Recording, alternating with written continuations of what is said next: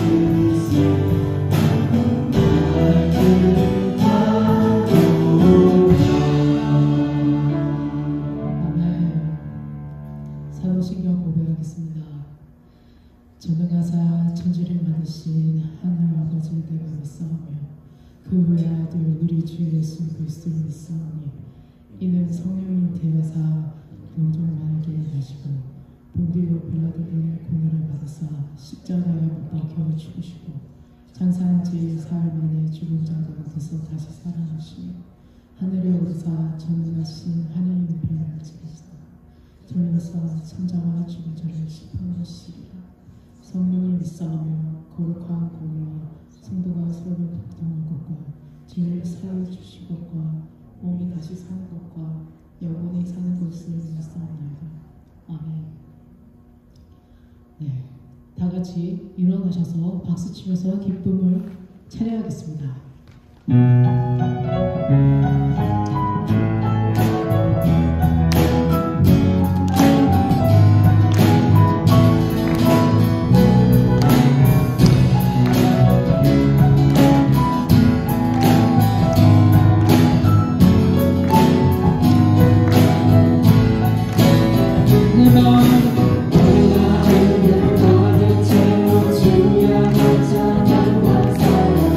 어떻게 보여낼 수 있나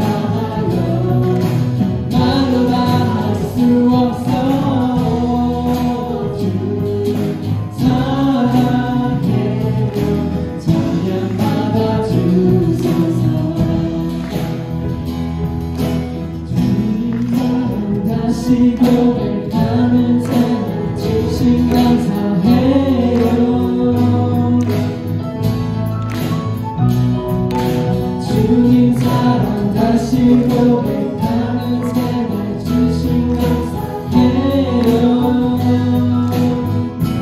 주님 사랑 다시 고백, 주님 사랑 다시 고백, 찬양 주신 감사해요. 주님 사랑 다시 고백, 주님 사랑 다시 고백하는 찬양 주신 감사해요. 주 사랑해요. 주 사랑해요.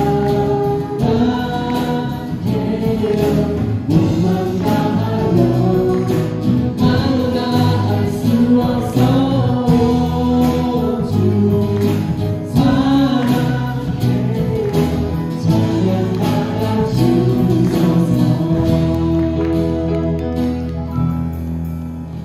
아멘. 나의 힘이신 여호와여, 내가 주를 사랑하나이다. 시편 18편 1절 말씀입니다. 같이 고백하겠습니다.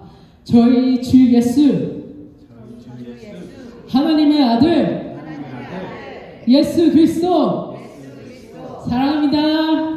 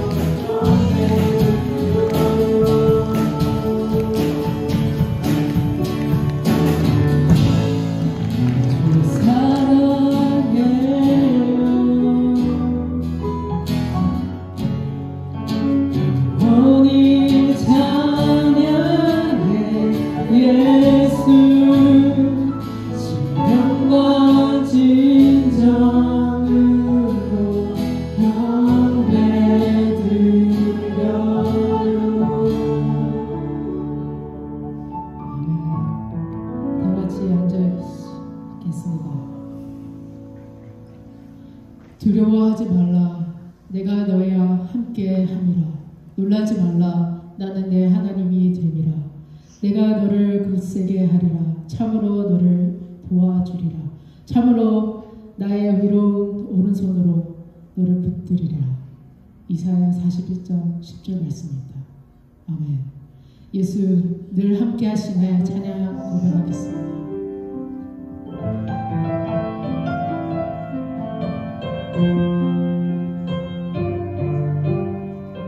고단한 인생길 힘겨운 오늘도 예수 내 마음 아시네. 지나간 아픔도 마주할 세상도 예수 내 마음 아시네. 믿음의 눈 들어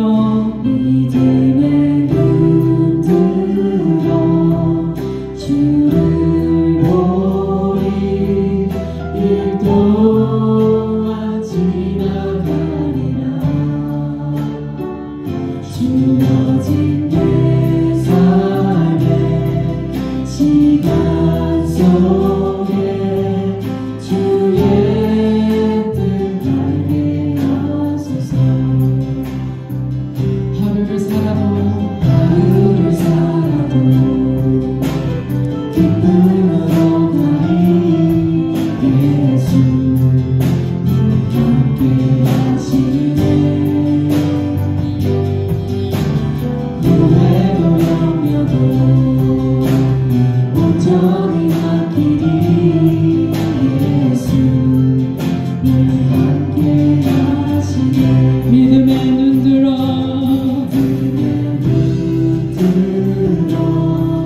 주를 보리. 이 동안 지나가리라.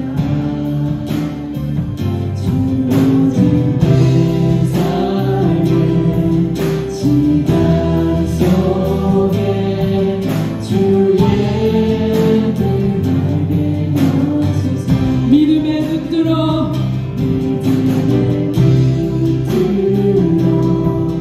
주를 보리. 이 동안 지나가리라.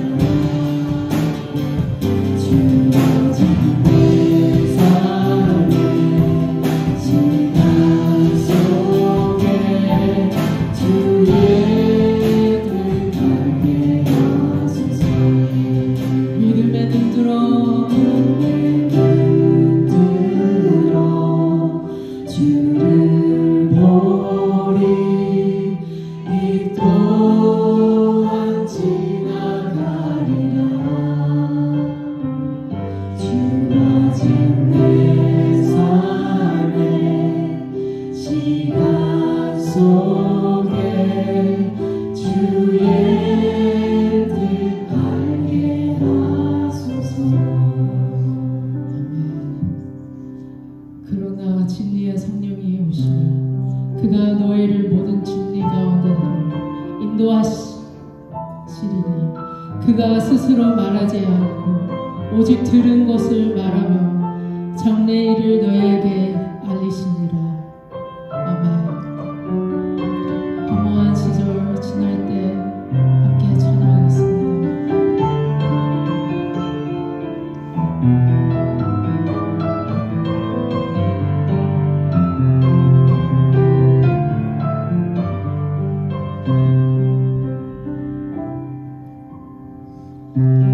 시절 지날 때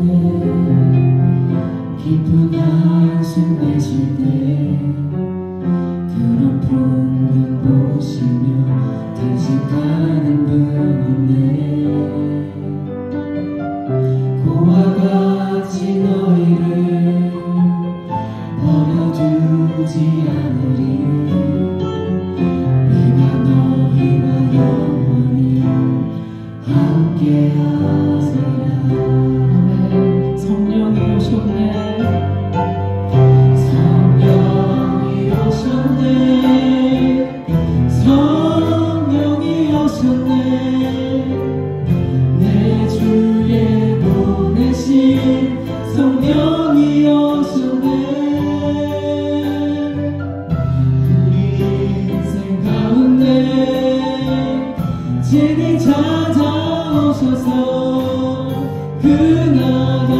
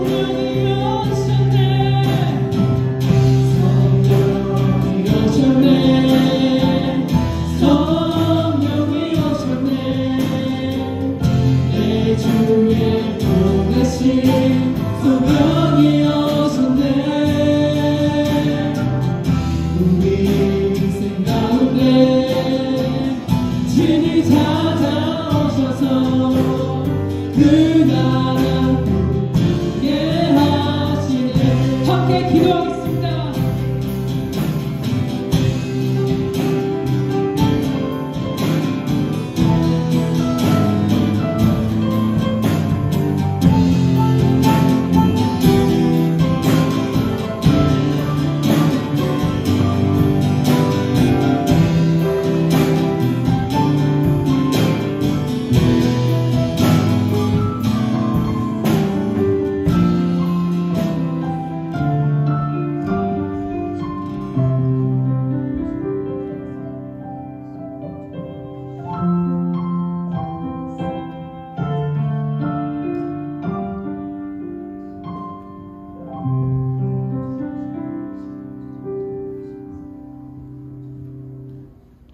같이 기도드리시겠습니다. 찬양 받으시기에 합당하신 주님, 한 주간도 주님 은혜 속에 살아가며 거룩하고 복된 주일에 우리의 마음과 뜻과 정성을 다하여 주님께 찬양과 경배를 드리니 우리의 예배를 받아주시옵소서. 예배를 통해 주님과 조금 더 가까워지고 그리스도인으로서 좀 더 성장하고 발전되는 시간이 되게 하여 주시옵고, 선포되는 말씀을 통하여 우리의 마음에 주님이 주시는 참된 평안과 기쁨을 얻는 귀한 시간이 되게 하여 주시옵소서. 아름다운 봄이 찾아왔습니다. 우리 일상 속에 놓여진 수많은 삶의 풍경을 당연하게 여기는 것이 아니라 그 속에 있는 주님의 손길과 은혜를 감사하며 살아가기를 원합니다. 모든 것들의 시작이 되시고 모든 것들의 이유가 되시는 주님, 우리들이 살아가는 동안 삶의 방향도 주님이 주관하여 주시옵소서. 우리들이 무엇을 하든 항상 주님의 기쁨이 무엇인지를 기억하게 하시고 주님을 높이게 하는 일이 무엇인지를 깨닫게 하옵소서. 우리에게 어떤 상황이 펼쳐질지 우리는 알 수 없으나 주어진 환경 속에서 최선을 다하며 주님을 섬기고 맡겨진 사명을 감당하게 하옵소서. 겸손한 자에게 은혜를 베푸시는 주님, 우리들이 항상 주님 앞에서 겸손한 삶을 살게 하시고 주님의 선하심을 믿고 신뢰하게 하옵소서. 이 시간 주님의 말씀을 통하여 주님을 알아가게 하시고 주님의 마음을 배우게 하여 주시옵소서. 성령의 권능으로 붙들어 주셔서 우리를 향한 주님의 말씀이 우리 마음 가운데 선포되게 하여 주시옵소서. 선포되는 말씀 가운데 치유의 권능이 나타나 우리의 심령이 회복되고 우리의 영혼이 참 소망 가운데 다시 일어서게 하옵소서. 또한 마음에 믿음이 연약한 자에게는 믿음을 더하여 주시옵고 힘이 부족한 자에게는 힘을 더하여 주시옵소서. 하나님의 사역을 위하여 일하시는 방해 목사님을 붙들어 주시고 성령의 능력을 임하사 총명과 지혜를 더하여 주시옵소서. 또한 함께 동역하시는 이석영 전도사님에게도 동일한 은혜를 더하여 주시옵고 하나님의 충만한 은혜가 가득하게 하옵소서. 보이지 않는 곳에서 헌신하는 손길들을 기억하시고 아름다운 찬양을 위해 수고하는 찬양 또한 축복하여 주시옵소서. 살아계신 예수님의 거룩하신 이름으로 기도드립니다. 아멘.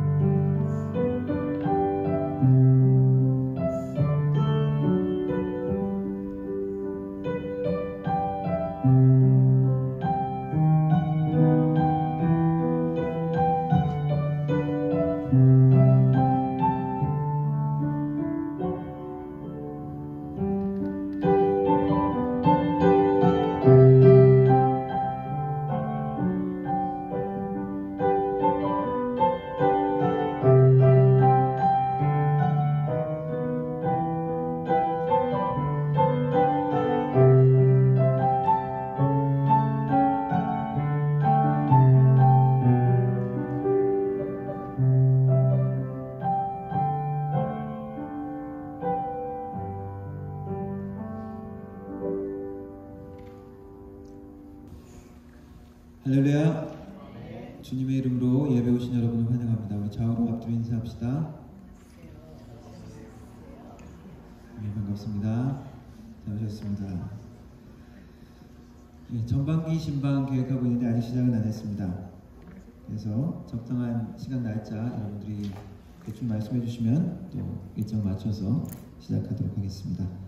그리고 다음 주에 예배 후에 바자회 계획하고 있습니다. 함께 나눌 물품 있으시면 가져오셔서 함께 나누시고 참여해 주시면 좋겠습니다. 그리고 임직자 선거를 준비하고 계획하고 있습니다. 함께 기도해 주시고 저희 교회 회칙도 조금 조정하고 다듬고 그래서 할 예정입니다. 그래서 5월 마지막 주나 6월 9월 초에 그렇게 할 예정입니다. 함께 특별히 기도해 주시기 바랍니다.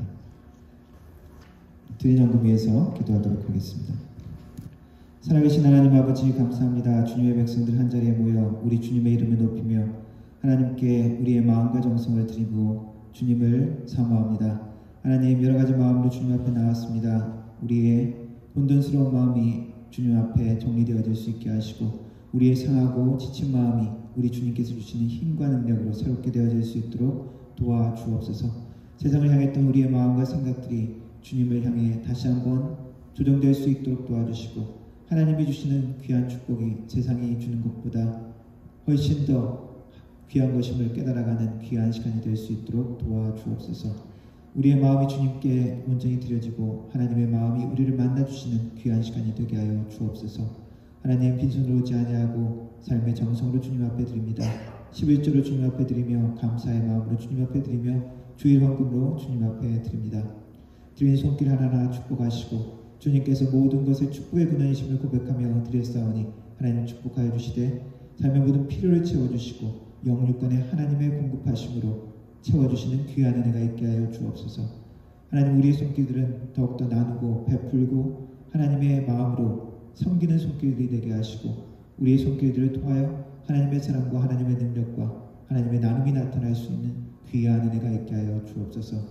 드려진 헌금이 사용되어질 때 하나님의 나라가 확장되게 하시고 우리 주 예수 그리스도 이름이 땅까지 전파되어지며 하나님의 나라 공동체가 든든히 서갈 수 있도록 하나님 축복하여 주옵소서.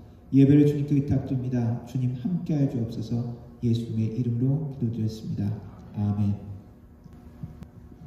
함께 하나님 말씀을 읽도록 하겠습니다. 함께 일어나서 요한복음 16장 7절부터 13절까지 말씀 읽도록 하겠습니다. 제가 한 절 읽고 여러분들 한 절 읽고 13절은 같이 읽도록 하겠습니다. 그러나 내가 너희에게 실상을 말하노니 내가 떠나가는 것이 너희에게 유익이라. 내가 떠나가지 아니하면 보혜사가 너희에게로 오시지 아니할 것이요 가면 내가 그를 너희에게로 보내리니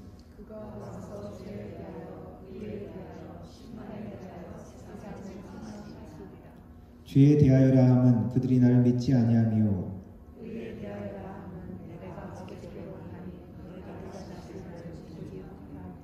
심판에 대하여라 함은 이 세상 임금이 심판을 받았습니다.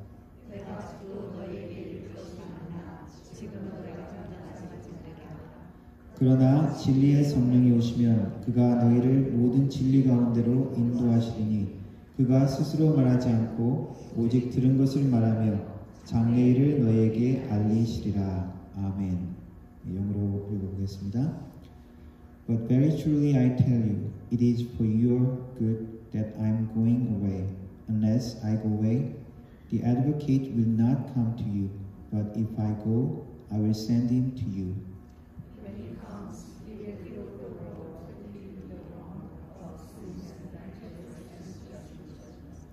About sin, because people do not believe in me.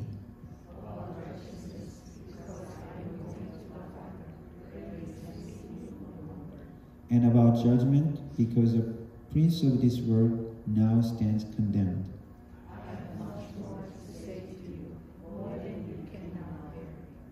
But when he, the Spirit of the truth, comes, he will guide you into all the truth.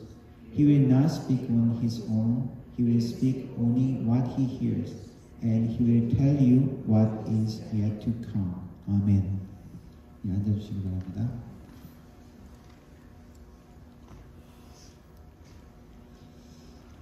예, 로마 제국은 초대 로마 제국이었죠. 그 정책과 상황에 따라서 산발적으로 국지적으로 기독교인들을 초대교회를 극심하게 핍박하고 위협했습니다. 그래서 처음에는 같은 유대인들이 예수님을 믿는 사람들을 핍박하고 유대 공동체에서 회당에서 쫓아내고 유대 공동체에서 출교, 엑스커뮤니케이션 시키고 크리스찬들을 로마 당국에 고발하는 일들이 있었습니다. 그런데 이것은 예수님이 이미 제자들에게 미리 말씀하시고 경고해뒀던 일들이죠. 오늘 읽은 말씀 16장 그 1절부터 6절까지 예수님이 이것을 자세하게 이야기합니다. 내가 너에게 이것을 이야기하는데 이것은 너희로 넘어지지 않게끔 하기 위해서 내가 이것을 미리 이야기한다 라고 이야기하시면서 이야기합니다. 사람들이 너희를 출교시킬 것이고 같은 유대인들을 이야기하는 것이죠. 무릇 너희를 죽이는 자들이 생각하기를 이것이 하나님을 섬기는 일이다 라고 할 것이다. 내가 이것을 말하는 것은 너희들이 그 일을 당할 때 이것을 기억하고 내가 보내신 이를 통해서 너희들이 이겨라 라고 이야기하십니다.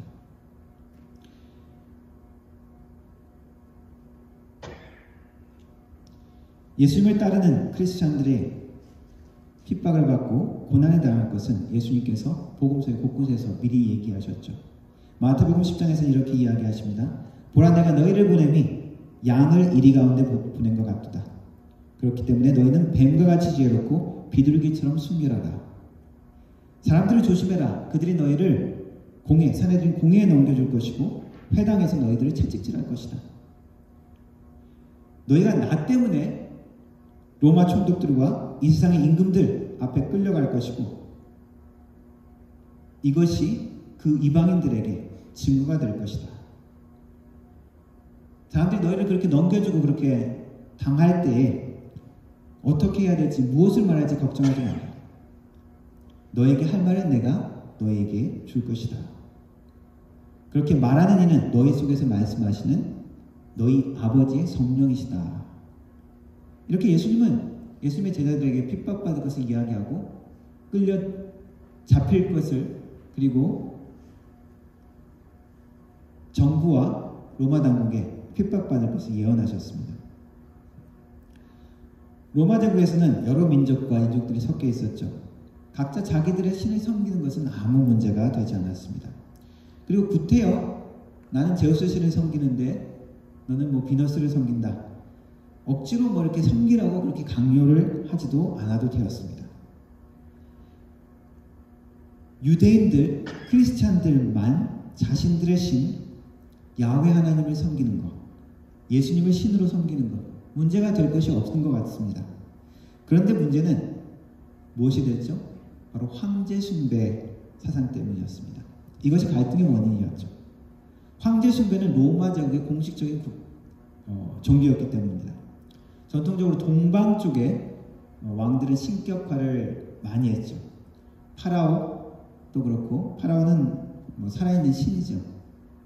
바벨론 같은 나라에서도 왕을 신의 아들로 간주했습니다. 근데 로마 제국은 황제를 신격화하는 것은 사실 아주 좀 늦게 나타난 사상입니다.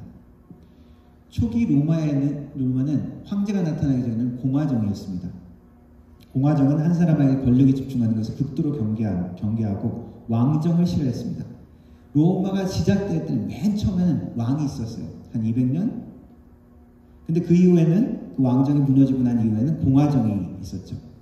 그래서 BC 한 500년부터 AD 옥타비아누스가 초대 황제가 될 때까지 거의 한 500년 동안 로마 제국은 왕이 다스리는 나라가 아니라 원로원에서 1년에 한 번씩 집정관, 호민관이라는 사람들을 이렇게 선출합니다.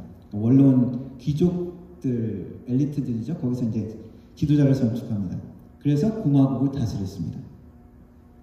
그래서 선출되는 지도자이기 때문에 신의 지위까지는 가질 수가 없는 것이죠. 물론 이 로마 사람들은 신과 인간 사이의 어떤 초인간적인 영적인 존재들은 숭배를 했습니다. 로마의 건국 신화에 등장하는 인물들이라든지. 그런데 줄리어스 시저가 로마 제국의 영웅이 되고 로마의 땅을 저기 유럽의 대부분을 차지하게 하는 아주 큰 역할들을 했죠. 로마 제국의 영웅이 되고 왕과 같이 모든 권력이 집중하게 되니까 로마의 공화정주의자들이 위기의식을 느끼게 되는 것입니다. 우리가 좀 이 시저가 왕이 되려고 한다. 우리 로마는 왕을 필요 없는데. 그래서 위기의식을 느끼고 원로원에서 이 시저를 암살하게 되죠. 민중이 지지해줄 것을 기대했는데 오히려 민중들은 시저를 영시하고 경외하고 있었죠. 시저의 암살은 그렇게 지지를 받지 못했습니다. 그것을 기점으로 로마의 공화정이 몰락하게 되는 거죠. 시저 유언대로 옥타비아누스가 내전에서 승리하면서 반란 세력을 진압하고 시저가 만들어 온 모든 직책을 자기가 받게 됩니다. 임페르토, 엠퍼러의 말이 나온 게 이것이죠. 그런 직책이 있습니다. 그리고 딕테이터가 나온 말입니다. 시저가 이렇게 만들어 온 그 모든 권력들을 집중하고, 딕테이토르는 그 응급 상황에, 국가의 위기 상황에 한 사람이 모든 권력을 가지고 모든 것을 좌지우지하는 그런 직책입니다. 그런데 이 모든 직함을 자기가 다 받게 되는 거죠. 그래서 옥타비아누스가 그 모든 직책을 자기가 받고 초대 황제가 되어집니다. 제국의 국민 영웅 시저를 그리고 신으로 신성화시킵니다. 그러면 자기는 뭐가 됩니까? 이제 신의 아들이 되는 것이죠. 시저에 대한 경외심, 존경심, 그러한 정서가 황제 숭배 사상으로 연결된 것입니다. 이것을 정치적인 의도로 황제 숭배 사상을 이용한 것이죠. 그래서 황제에게 칭호도 붙이죠. 아구스투스, 존엄한 자, 신적인 존재, 그러한 의미가 있습니다. 헬라어로는 세바스토스, serve, 예배를 할 만한 분, 예배를 받을 분, 그러한 칭호를 본인이 갖게 됩니다. 그게 황제의 칭호가 됐죠. 아구스티누스. 옥타비아누스는 신의 아들이 되고 내전을 종식시킨 로마 제국의 구원자가 됩니다. 그래서 구원자, 평화의 왕으로 불렸습니다. 또한 주님, 신약 성경에 예수님을 부르는 큐리스, 그 주님이라고 불렸고, 그리고 이 황제는 모든 권력을 갖고 있기 때문에 죄를 범한 사람도 범죄자도 사면할 수 있는 그런 권한을 갖게 됩니다. 그렇기 때문에 죄를 용서하는 자, 또 그가 이룬 승리와 황제로 등극한 모든 이런 로마 제국의 이런 소식은 기쁜 소식, 복음, 유방기가 되는 것이죠. 그래서 이런 모든 우리 신약 성경에서 우리가 사용되는 이 모든 칭호들은 사실은 로마 시대에, 그리스 로마 시대에 사용되어졌던, 황제에게 사용되어졌던, 왕에게 사용되었던 용어인 것입니다. 로마의 시인 프로페티우스라는 사람, 황제를 찬양하는 시를 썼는데 이렇게 썼다고 합니다. 오 세상의 구세주 아우구스투스여, 땅은 이미 그대의 것이니 이제는 바다를 정복하라. 그리고 그 당시에 빙원 중에 온 세계의 은인이며 구원자라고 황제를 그렇게 칭송합니다. 보통 죽은 후에 이 황제를 신격화하고 그 현재 황제가 신의 아들이 되는데, 어떤 황제는, 카라쿨라 같은 황제는 죽기도 전에 자신을 신격화하기도 했습니다. 이처럼 로마 제국에서 황제 숭배가 공식적인 국가 종교가 되어지고 국가 제도에 순응한 애국심의 도구로 사용되어진 것이죠. 그래서 대부분의 사람들은, 로마 제국에 있는 다른 모든 민족들은 자기 신을 섬기면서 황제 신을 섬기는 것 전혀 불편하고 문제가 없었습니다. 제국 안에서도 유일하게 특별하게 별난 신앙관을 가진 유대인들, 기독교인들에게는 문제가 되었죠. 그런데 공식적으로 유대인을 지배하면서 로마 제국은 유대인들에게는 예외를 많이 주었습니다. 가끔씩 그 예외를 깨는 행동들을 해서 유대인의 반란을 일으키기도 했지만, 유대인들은 우리가 황제를 위해서 기도하겠다, 황제를 위해서 기도도 하고 황제를 위해서 우리가 하나님 앞에 예물도 드리겠다, 그렇게 하면서 이렇게 좀 타협이 되었던 것 같습니다. 예수님이 공생의 생활을 하는 동안 유대인들, 대제사장들, 유대인들은 예수님께 적대적이었습니다. 결국 예수님을 십자가에 죽게 만들었죠. 유대인들이 하나님을 섬기고자 하는 그 열정으로 예수님을 죽였고, 그리고 나중에 초대교회, 기독교인들을 죽이기 시작한 것이죠. 회당에서 출교하고 또는 이들을 로마 제국의 감독관에게 팔아 넘기게 되어집니다. 그래서 요한서신에 보면은 유대인들에 대해서 특별히 적대감이 내포되는 표현들이 있습니다. 그래서 그들만의 유대인들의 명절, 이런 표현들이라든지, 그리고 요한복음 12장에 보면은 예수님께서 맹인을 치료한 이야기가 나오는데, 고침받은 사람과 그리고 그 부모에 대한 이야기가 나오는데, 유대 지도자들이 그들에게 가서 묻습니다. 너를 치료한 게 예수냐? 이렇게 자꾸 묻죠. 근데 그 사람들이 대답을 정확하게 안 하고 우리 아들이 장성했으니까 그 아들한테 가서 물어보십시오. 그리고 그 사람은 나를 치료한 사람이 누군지는 잘 모르지만 내가 이전에는 보지 못했지만 지금은 보게 됩니다. 그렇게 이야기를 하죠.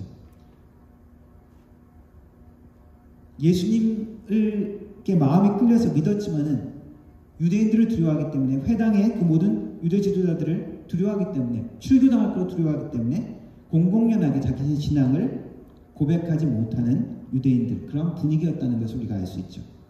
살벌한 유대인들의 핍박과 위협, 이방인들 로마 제국에게 당할 그런 핍박들, 이 모든 환난과 핍박을 예수님은 예언하셨습니다. 그리고 이것에 대해서 대비할 수 있는 방법도 주셨습니다. 대안을 주신 것이죠. 그것이 보혜사를 주시겠다라는 것입니다. 파라클레이토스를 보내주시겠다라고 이야기합니다. 너희들이 그러한 어려움들을 많이 겪고 공격당하고 핍박당하고 할 것인데 이길 수 있는 방법이 있다. 대비책을 줄게. 파라클레이토스를 보내겠다. 마치 지금 이스라엘 전쟁 중에 있죠. 이스라엘에 막 포탄이 날라오고 미사일이 날라오는데 이번에도 아이언돔하고 각 나라들이 합쳐서 99%를 막아냈다 이런 얘기를 하잖아요. 어떤 공격들이나 해로운 것들이 올 것 같은데 우리는 아이언돔이 있어. 마치 그런 것처럼 너희들이 공격당하고 어려움을 당하겠지만 내가 너에게 대안을 주겠다. 보호책을 주겠다. 대비책을 주겠다. 파라클레이토스를 너에게 보내겠다. 파라클레이토스는 모든 위협과 환난과 핍박을 이길 수 있는 무기인 것입니다. 방어수단인 것입니다. 힘인 것입니다. 능력인 것이죠. 예수님은 3위 중에 한 분이신 이 성령을 보내겠다고 약속하신 것입니다. 삼위일체, 우리가 많이 들었는데 삼위일체는 어떤 의미일까? 이거 논리적으로, 과학적으로 우리가 설명을 잘하기 힘들죠. 그래서 이렇게 많이 비유를 하죠. 나무가 있으면 나무 둥지는 예수님이고 위에 그 나뭇잎은 성령님이고 뿌리는 하나님이다. 어떤 한 사람이 있으면 집에 가서는 아버지고 밖에서 일하는 데는 직장인이고 또 어떤 모임에 가면 또 어떤 사람이고 그런 것처럼 하나님의 삼위일체 이렇게 설명하기도 합니다. 그런데 이 설명들은 다 완전한 것이 못 되죠. 잘못하면 이단으로 정죄받기 쉽습니다. 그 중에 가장 설명할 수 있는 단어 중에 하나가 헬라어로 페리코레시스라는 단어가 있습니다. 삼위일체를 제 나름대로 가장 잘 설명한 개념이라고 생각하는 것이 이 페리코레시스입니다. 성부, 성자, 성령께서 하나의 인격체로 하나로서 내주하신다는 그런 의미인데 예수님께서도 말씀하셨죠. 내가 아버지 안에, 아버지가 내 안에 있다. 이런 말, 신비스러운 말씀이지 않습니까? 그런데 이 페레코레시스라는 의미는 서로 어떤 다른 어떤 것 아이덴티티가 상호 침투하고 순환하는 그러한 의미가 있습니다. 헬라어의 페리코레시스의 페리라는 말은 둘레, around, beside 이런 의미가 있습니다. 그리고 코레시스라는 말은 춤을 춘다라는 의미가 있습니다. 코아그라피라 그러죠. 무용 같은 거, 춤 같은 거 코아그라피라는 말 있죠. 여기서 나온 말입니다. 그래서 무슨 뜻이냐 하면은 주위를 돌면서 춤을 춘다라는 그런 의미가 있습니다. 상호 침투하고 상호 교류하는 그런 의미가 있죠. 하나님의 속성 안에서 성부 하나님과 성자 예수님과 성령님께서 서로 사랑 안에서 서로 존중하고 서로 예배하고 돕고 힘을 주는 그러한 역할이라는 것이죠. 세 분이시면서 하나라고 이야기할 수 있는 개념입니다. 예수 그리스도께서 신성과 인성이 공존하신 것처럼 두 본성이 예수 그리스도 안에서 하나가 된 것처럼 그 속성들이 서로 교환된다는 것이죠. 동일한 하나님의 본체, 그 전체성 안에 성부, 성자, 성령께서 서로 교통하고 순환한다는 그런 의미입니다. 그래서 하나님은 그냥 정적인 존재가 아니고 역동적인 존재라는 것이죠. 하나님 안에서 성부, 성자, 성령께서 서로 사랑하고 서로 돕는다는 것이죠. 하나의 생각을, 의지를 나눈다는 것입니다. 예수님께서 이 성령을 보내시겠다고 이야기하시면서 한국말로 보혜사를 보내겠다라고 이야기하죠. 헬라어 원어에는 파라클레이토스라고 이야기합니다. 너희들이 모두 환난과 위험과 핍박을 당할 것이지만 그 모든 것들에 대비할 수 있는, 그 모든 것들을 이길 수 있는, 세상을 이길 수 있는 파라클레이토스를 보내겠다. 파라클레이토스의 의미는, 원래 어원의 의미는, 이것도 파라가 있죠. 옆에 서서 말을 하는 사람입니다. 영어로 번역된 것은 advocate, helper, comforter, counselor, intercessor, 여러 가지로 번역되기도 합니다. 한글은 이제 보혜사 한자죠. 그 보혜사 한자 뜻은 은혜로 보호하는 스승, 이런 의미가 되어집니다. 보혜사, advocate란 말은 우리를 변호하는 자가 되고, 우리를 위로하는 자가 되고, 우리를 대신해서 말을 하는 자가 되고, 상담자도 되고, 우리를 중재할 수 있는 중재자라고도 표현할 수 있습니다. 예수님께서 요한복음 14장에 이렇게 이야기하셨습니다. 너희가 나를 사랑하면 나의 계명을 지키리라.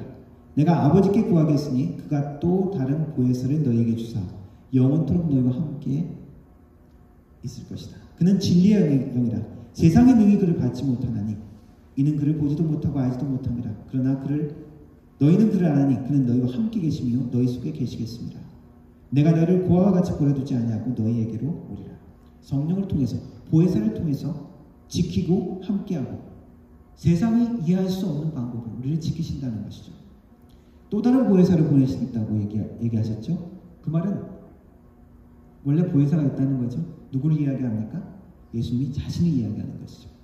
내가 지금 너희들 옆에서 함께 있지만은 나와 같은 또 다른 존재를 보내겠다는 거죠. 보혜사, 성령을 보내겠다고 약속하십니다. 보혜사는 어떤 분이십니까? 우리에게, 예수님을 따르는 자들에게 힘을 주시는 분이십니다. 무엇을 그냥 사람들처럼 못할 것 같은데 성령께서 함께 하시면 가능하게 된다는 것이죠. 헬라어의 이 파라클레이토스는 법정에서 특별히 옆에 서서 피고인 대신에 대신 말해주는 사람을 의미하기도 합니다. 법정에 무슨 이유로 어떤 고발이 들어와서 끌려갔어요. 근데 우물쭈물 말도 잘 못하고 법적인 상황도 지금 잘 모르고 어떻게 해야 자기가 이 누명을 벗어날지, 혹은 잘못을 했지만 이 잘못을 내가 잘못한 것만까지만 벌을 받게 되고 더 이상 과도하게 벌을 받지 않을지 잘 모르죠. 근데 그 사람이 파라클레이토스를 나는 필요합니다. 대신 말해줄 사람, 변호사 같은 사람이죠. 그리고 그 사회에서 좀 지위가 있는 법적인 그 모든 것들을 대신해줄 사람, 그 사람이 파라클레이토스입니다. 파라클레이토스가 오면은 대신 말해주는 것이죠. 이 사람이 이런 이유 때문에 이렇게 된 것이지 사실은 상황들은 이렇습니다. 그리고 법적으로 우리가 이런 로마 제국에 이런 법이 있는데 이런 상황을 따지면은 이 사람이 마땅히 해야 될 것은 이겁니다. 그러면서 잘 변호를 해주는 사람이 있으면 그 사람이 어려움에서 벗어날 수 있는 것이죠. 그 사람은 잘 변호해주고 모든 것을 잘 아는 능력 있는 사람이죠. 변호사를 잘 고용하면 어려움을 잘 헤쳐나갈 수가 있습니다. 사도행전 1장 8절에 예수님께서 성령을 약속하시면서 이렇게 이야기하셨습니다. 오직 성령이 너희에게 임하시면 너희가 무엇을 받고 권능을 받고 능력을 받는다는 것이죠. 어떤 능력입니까?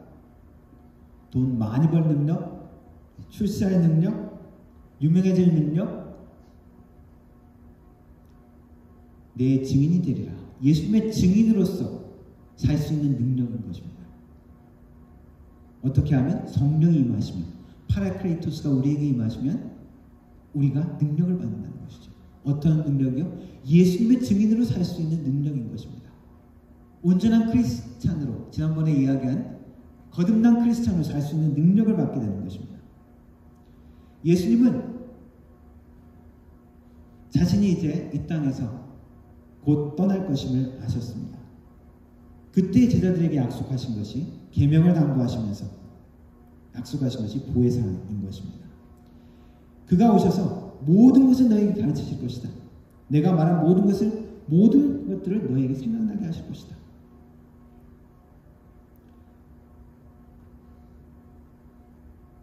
내가 나의 평안을 너에게 줄 것이다. 세상이 주는 평화와 같지 않다. 너희는 마음에 근심하지도 말고 두려워하지도 말라. 왜요? 세상에서 지금 어려움을 당할 건데 왜 근심하지 말고 두려워하지 말라는 것입니까? 모든 것을 가르쳐 주시고 모든 것을 예수님께서 해주셨던 그 말씀을 다시 생각나서 힘있게 하실 그분, 파라클리토스를 우리에게 보내주신다는 것이죠. 그분 때문에 두려워하지 말고 염려하지 말라는 것입니다. 그럼 우리가 그분이 우리에게 있다는 것은, 그분이 우리에게서 일하실 때는 우리가 두려워할 필요가 없다는 것이죠. 우리를 인도하시고 가르쳐 주신다고 합니다. 어떻게 해야 될지 모를 때 그것을 인도하신다고, 생각나게 하신다고 합니다. 성령이 없으면 우리가 부활도 이해가 잘 안 되고, 예수님이 하셨던 기적도 이해가 안 되고, 예수님의 말씀도 인간적으로밖에 우리가 받아들일 수 없습니다. 그러나 성령께서 임하시면 그 모든 것들이 이해가 되는 것이죠. 그 모든 것들이 우리의 능력이 되는 것입니다. 인생의 절망과 위기가 성령께서 함께 하셨을 때 예수님의 증인으로서 우리가 이겨나갈 수 있는 힘을 얻게 되는 것입니다.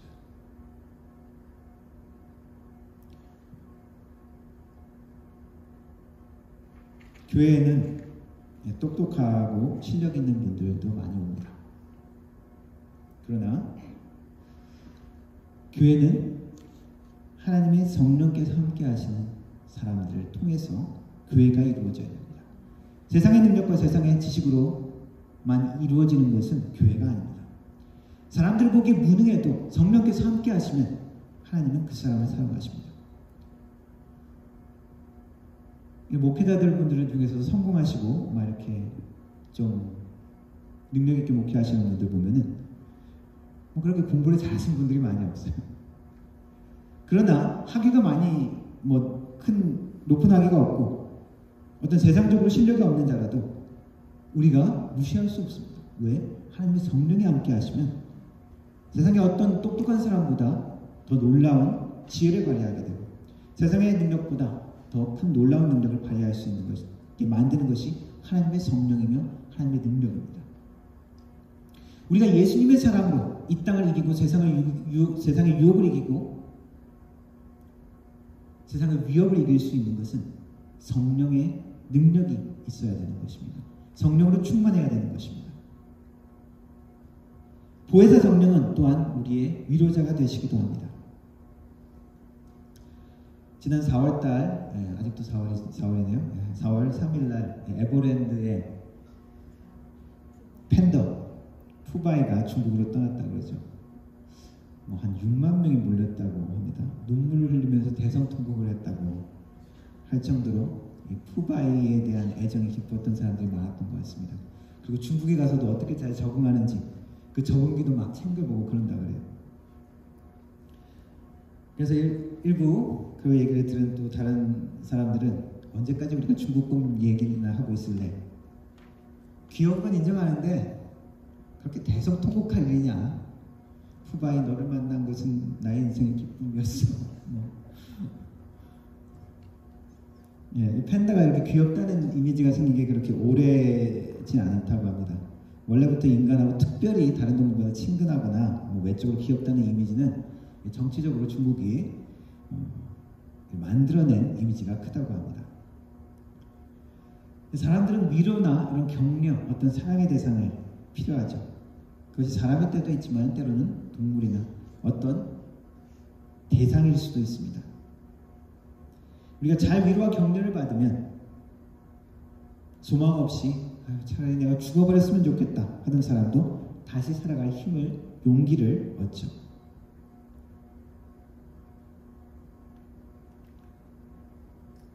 성령님의 이름 보혜사는 위로자로 번역하기도 합니다. 원래 위로자라는 이미지는 성경에 보면은 많은 성경 구절을 통해서도 우리가 생각할 수 있습니다. 로마서 8장 26절 이와 같이 성령도 우리의 연약함을 도우시나니 우리가 마땅히 기도할 바를 알지 못하나 오직 성령께서 말할 수 없는 탄식으로 우리를 위하여 친히 간구하시느니라. 성령이 하나님의 뜻대로 성도를 위하여 간구하신다. 우리에게 위로하시고 힘을 주시는 것이죠. 이 위로자라고, 이 파라크레이토스라는 말을 위로자라고 번역한 것은, 처음 번역한 사람은 종교개혁자 위클리프라는 사람입니다. 그 위로자라는 의미는 영어가 담지 못했던 넓은 의미가 있었기 때문에 이 위클리프는 나름대로 위로자라고 번역을 했던 거죠. 그래서 에베소서 6장 10절은 이렇게 되어 있습니다. 너희가 주 안에서 그 힘의 능력으로 강건하여지고 라고 지금 이렇게 번역되어졌는데, 위클리프가 번역하기를 너희는 주 안에서 위로를 받으라 라고 이렇게 번역했다는 거죠. 헬라어의 엔두나모라는 말인데 그런 의미도 포함되어 있다는 것이죠. 이게 힘, 능력이라는 그런 의미가 포함되어 있기 때문입니다. 그래서 디모데전서 1장 12절에도 나를 능하게 하신 그리스도, 나에게 능력을 주신 그리스도인데 위클리프는 나를 위로하신 그리스도라고 번역을 합니다. 근데 결국 어떻습니까? 우리가 참된 위로를 받는 건 무엇입니까? 힘을 받는 거죠. 능력을 받는 것입니다. 암울한 현실을 이길 수 있는 능력을 받는 것이죠. 결국 위로자나 우리의 힘을 주시는 이나 똑같은 의미라고 할 수 있습니다. 내가 혼자 고민하고 기도하는 중에 같은 교회 다니는 어떤 분이 집사님 꿈을 꿨습니다. 집사님이 이러한 고민하는 것 같은 꿈을 꿨는데 성령님이 주시는 위로일까요? 그냥 꿈일까요? 아는 목사님이 여기 정착하기 위해서 막 노력하다가 드디어 워킹 비자를 받았습니다. 이제 됐다, 이제 여기 거주할 수 있다. 같이 파티도 했어요. 삼겹살 사가지고 막 파티했어요. 근데 그날 저녁에 다시 이민국이 연락 와서 추방 명령을 당합니다. 근데 그걸 갑자기 다른 분이 꿈을 꿨어요. 목사님, 우리 한국에 돌아가야 되는데 성령님이 주시는 위로일까요?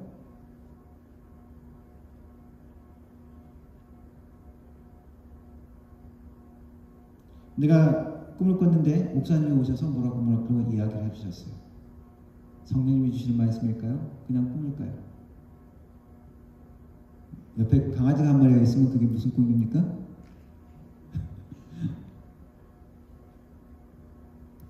성령님은 우리의 연약함을 도우신다고 했습니다. 우리를 고아로 내버려두지 않는다고 했습니다. 우리가 우리 가운데 느껴지는 모든 것들 성령님인지 아닌지 우리가 분별해야 될 필요는 있습니다. 내가 말씀을 듣다가 어떤 감동을 받았다. 눈물이 나요. 성령님이 주시는 것입니까? 감동입니까? 아니면 그냥 내 눈물일까요? 그럴 수도 있고 아닐 수도 있습니다. 그러나 성령께서 우리의 모든 삶 가운데 역사하시는 것을 주님이 약속을 기억하면 성령님께서는 그 모든 것들을 통해서도 우리에게 역사하시는 것이죠. 우리에게 말씀하시는 것입니다. 우리가 분별을 해야 되겠지만 성령이 우리를 위로하시고 우리에게 힘주신다는 것을 우리가 생각할 때 예배를 통해서, 어떤 분의 말씀을 통해서, 때로는 기적적인 어떤 상황을 통해서 성령님의 역사를 우리가 체험할 수 있는 것입니다.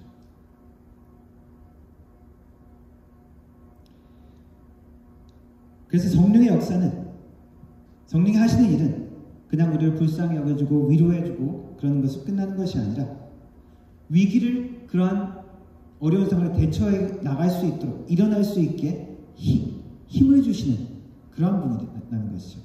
능력과 격려를 함께 주시는 분이라는 것입니다. 구약의 이사야서 말씀에 이러한 내용이 있습니다. 너희는 위로하라. 나의 백성을 위로하라.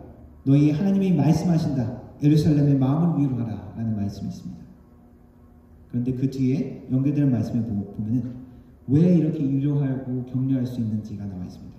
보아라, 주 여호와께서 능력의 하나님으로 오신다. 주께서 그 능력으로 모든 백성을 다스릴 것이다. 보아라, 주께서 백성들에게 주실 상을 가지고 오시며 그들이 행한 대로 갚아주실 것이다.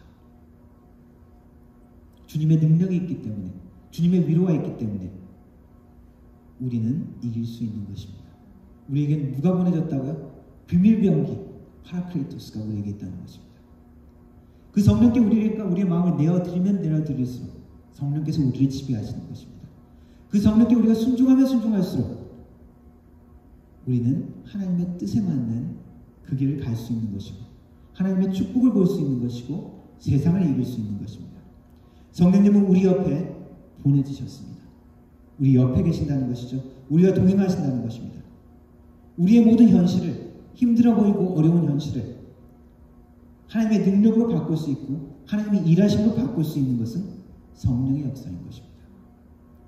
우리의 옆에서 우리의 주님의 약속을 보내신 성령의 위로와 힘주시는 그 성령의 능력을 늘 체험하고 만나며 누리는 하나님의 백성 되기를 주님의 이름으로 축원합니다. 기도하겠습니다. 하나님께서 약속하시고 우리 예수님께서 약속하신 성령을 우리에게 보내주셔서 우리의 모든 어려움과 환난을 이 세상을 이길 수 있게 하시니 감사합니다. 세상의 모든 유혹을 우리가 성령님께 귀 기울임으로 이길 수 있도록 도와주시고 우리의 모든 어찌할 바 할지 모르는 모든 상황 가운데 우리에게 지혜가 되어주시고 우리의 인도자가 되어주시는 성령께서 우리의 삶을 인도해 주옵소서.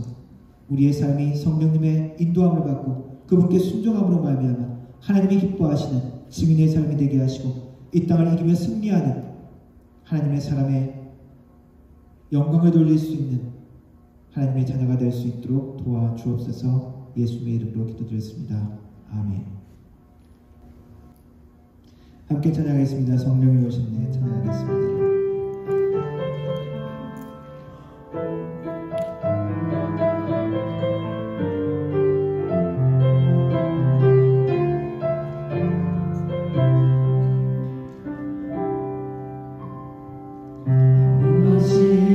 지날 때 깊은 한숨 내쉴 때 그런 동안 보시며 단식하는 분인데 그와 같이 너희를 버려두지 않으리 내가 너희와 영원히 함께하리라. 기도하겠습니다. 얼굴린 자 같은 자 울린 자 같은 자 자유함이 없는 자 비난처럼 되시네 성령님 계시네 주의 영이 계신 곳에 천자유가 있다네 주의 영이시네 성령이 오셨네 성령이 오셨네. 성령이 오셨네 성령이 오셨네 내 주에 보내신 성령이 오셨네 우리 인생 가운데 주님 찾아오셔서 그날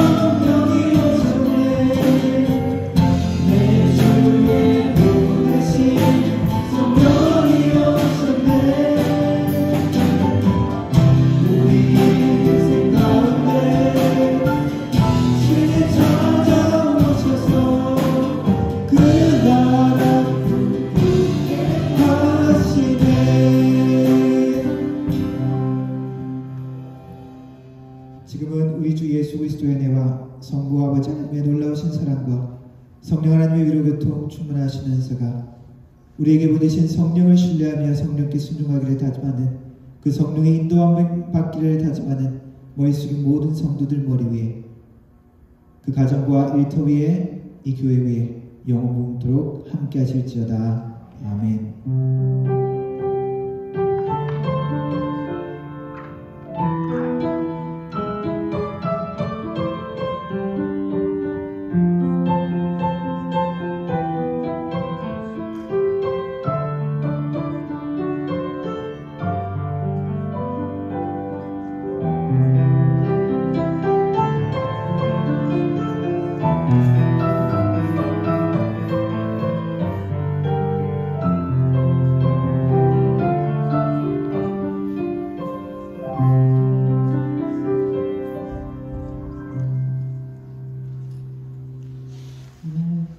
예배 마쳤습니다. 성령님과 함께 동행하는 일주일이 되시기를 바랍니다.